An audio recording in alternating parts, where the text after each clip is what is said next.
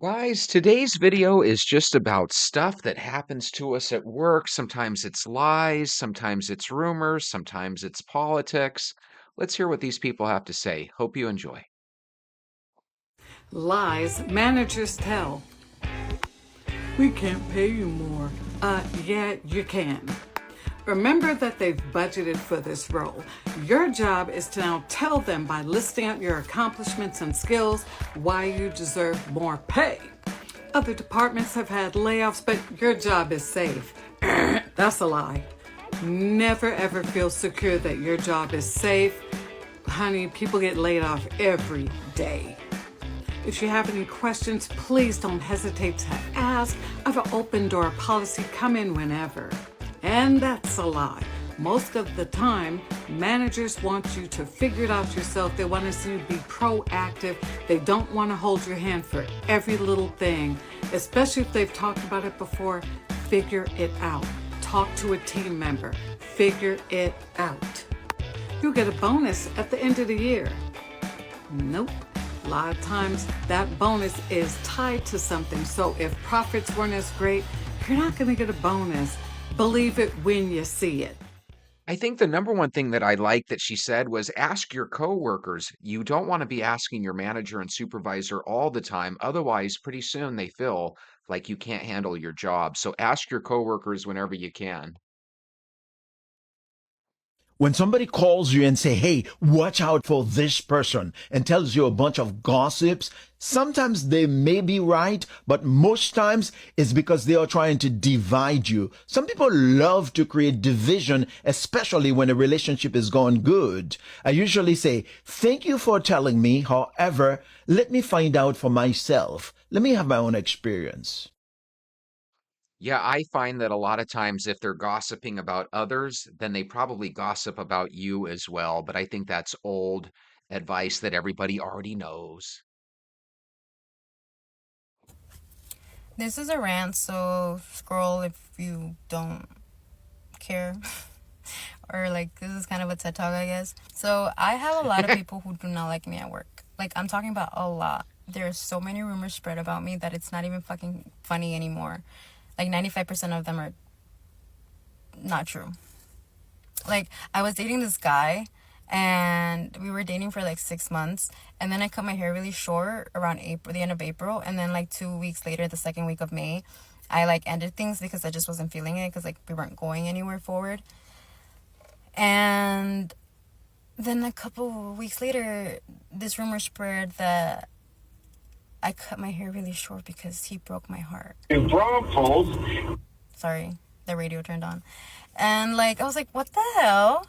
That's crazy. And then I had another scenario where one of my supervisors was going to go to Mexico to buy a car, but he didn't know anyone who spoke Spanish. So he asked one of my other coworkers, hey, can you go to Mexico with me because like I need to buy a car? And she said, no, I'm sorry, I can't, like my schedule just doesn't line up. But why don't you ask Angela? She's like, Angela goes to Mexico all the time to visit her grandma. And I said, I haven't been to Mexico in 5 years. Like, why is that a rumor?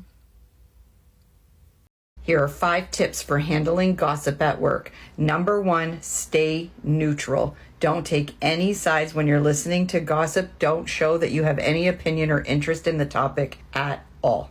Number 2, change the subject. Find a way to steer the conversation into a more positive direction without talking about somebody else behind their back. Number 3, if the gossip is harmful, please either you address it directly or tell a supervisor or a manager, because it is not okay for people to be spreading harmful gossip behind somebody else's back at work.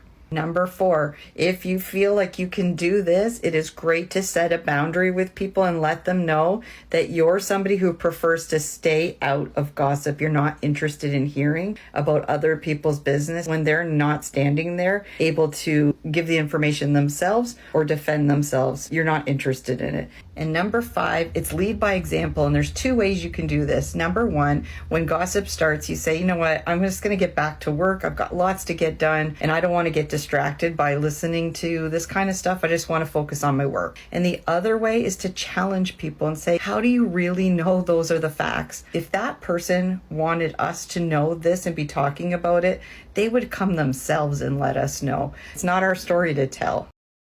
Okay, so this lady has some good points on the surface level, right? There's nothing she said that sounds outrageously horrible. But here's the thing, if somebody tries telling you a rumor at work and you literally take her advice and say, I don't want to talk about that garbage, I'm focusing on my work, no one's gonna like you. The key is it's okay to listen, but you don't have to be part of the tell. That's the key. Besides, there was a really good Hallmark movie about 20 years ago. Did anybody see this one? Where there was a town mute and nobody knew that he could actually talk. And then all of a sudden one day in the movie, they had to go in front of like a judge and jury and he ended up talking and the whole town was blown away by all the secrets that people had said in front of him. Right? So I'm at work, y'all, and I'm having a conversation with a female coworker. And later on that day, another female coworker, she walks up and she says, "You know what? I was looking for you earlier because I had a question. But I saw that you was already talking with your work wife." And she laughing like it's funny. I was like, "That ain't funny, sister dum dum. I ain't got no work wife. I got one wife and she don't work here." That's how rumors and stuff get started. People crazy. Why they do that? They see you talking to somebody a couple of times and then they automatically putting you in a relationship. And that's stupid. Why people do that? Has that ever happened to you? So that's never happened to me, but if you are talking to somebody and all of a sudden you become that person's work husband or work wife, that doesn't seem quite right. So I agree with him. That would be annoying. And if somebody does say that, that is the perfect way for rumors to get started. So I don't blame you if you want to nip that in the bud. Remember, shitty people do shitty things to you because they feel shitty about themselves, not because you deserve shitty things to be done to you. That's probably true, right? Some people are just really negative Nancy's and they are going to give you the bad vibes no matter how positive you are. So you don't want to try to kill them with kindness because then it looks like you're sucking up to them. Just treat them like they don't even exist. So your reputation has been ruined and your name is pretty much smeared in the department, thanks to jealous people or haters in upper management. And a few of you guys have reached out to me because you want to know how to handle it, how to move forward when your reputation has been ruined by someone in upper management. Well, my suggestion would be to continue to do your job and do it well. That's all you can do. But my suggestion, and it's going to sound familiar, is for you to remove yourself from that toxic environment. Because I personally have been there and done that, and no matter what I did, and I did my job well, I trained people, there was always that excuse not to give me a bonus, not to give me a raise, and to hold me back. So you need to remove yourself from that situation. Find employment someplace else or another department. But I would say start fresh. Try to go to a whole new company because your reputation can follow you. So I hope this information has been helpful. I'm Kristen Peoples with BostonCulture.org. So let me give you guys a scenario here because I see it from both points of view. Sometimes people feel like, hey, I deserve the raise, I deserve the bonus, I deserve the recognition, all the things that she said, right? But sometimes when people come right out and tell you what they deserve, it's very put offish. So sometimes when people think they deserve things, all of a sudden other people around them don't like them. It really puts out a negative vibe. If your boss doesn't want to pay you, then sure, look at another company for another opportunity that pays the bills a little bit more easily, right? But if you're the type that has to tell people how wonderful you are, pretty soon they don't really see you as all that wonderful. There's a fine line. Tell me if you guys agree with me or disagree with me. But either way, you know what'll make you feel better about the situation? Subscribe. Apparently everybody's been calling me big pussy behind my back, and I just want you guys to know that it's not funny. I don't know how that one got in there. I apologize. Did you know people gossiping about you and spreading lies and rumors and slandering your name is actually a good thing? Hear me How? out if this is for you. There is negative and there is positive. So, with that being said, life is about perspective. The reason why I'm suggesting and advising in this video why it's actually a good thing and how to transmute gossip into positivity from negativity is for multiple reasons. Number one, you have to think about it. People going out their way to go against you is informing you that one, they are comparing themselves to you or see you as a threat. If you are in tune with yourself, if you think highly of yourself, if you love yourself and you respect yourself, what other people do is not your business. So the fact that people spend time and energy to focus on you when they have their own lives lets you know how important you are. And Okay, that's interesting. So that bully at work or that person that's always making fun of you or always chatting with you, are they thinking about you so much to the point where you're obviously something important in their lives, just like she's suggesting? That's an interesting way to look at it. that's the second thing. You are important, you are valid. Everything that you've gone through is for you and only you. Nobody can use information against you because you're the one who has to go through these experiences and you're the only person who has how to feel about it and you're the only person who knows how to heal. Confirmation. So the next time somebody's gossiping about you, lying, spreading rumors, instead of getting defensive or reacting and responding, continue to be a good person to yourself, show yourself class, and do not match energy. Now, this is something that's going to take time and you have to practice speaking from experience, but when you continue to be a good person to yourself, your character is going to be louder than their intentions. And not just that, the fact that people are spreading rumors about you shows how powerful you are as a person. Nobody's going to go out their way to spread lies and rumors about somebody who wasn't strong, who wasn't beautiful, who wasn't intelligent. And you are the following things and many more. So she makes a great point there. If you were such a nobody, nobody would take the time to spread rumors about you. So there probably is something about you that they are somewhat jealous of. I think that that might be very much true. Not just that, the only people who group up with these people to go against you are people who are not strong individually. And you know how powerful you have to be for a group of people to come up against you? Regardless if they're black or white, men, woman, gay, hate them, she, family, friends, coworkers, ex-lovers, it doesn't matter. Change your perspective and learn to transmute energy. So let me ask you guys a question. Just go with your gut feeling. I have a feeling that if you were in work with this girl and you said something to her that was rude or whatever, I think she would snap right back at you. I think if you talked shit to her, she would talk shit back to you.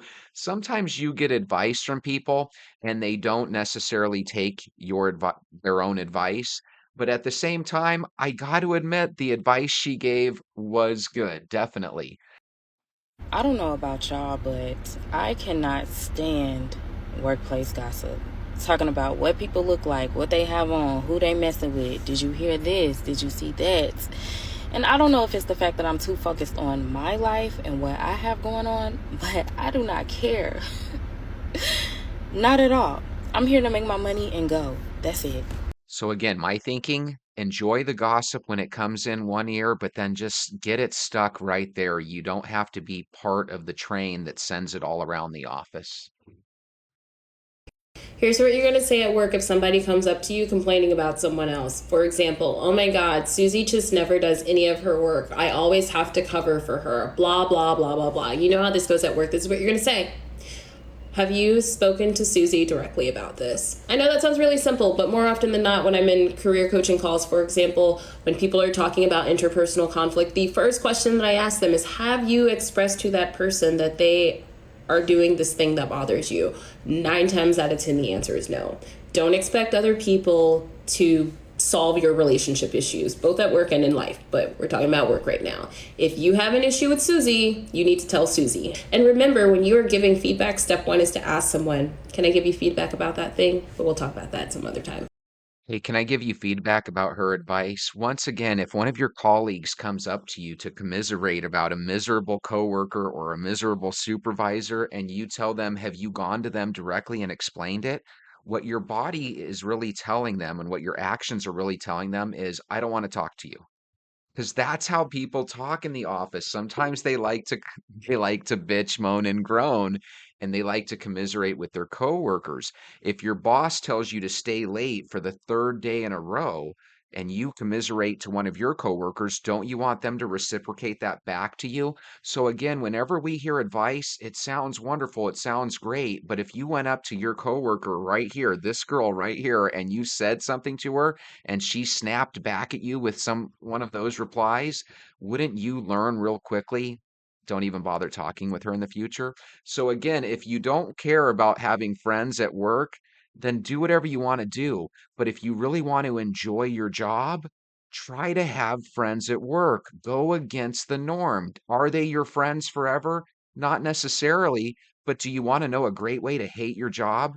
Don't have any friends at work. With that being said, I love when you guys watch videos with me. I hope you guys come back tomorrow. Let's do it again.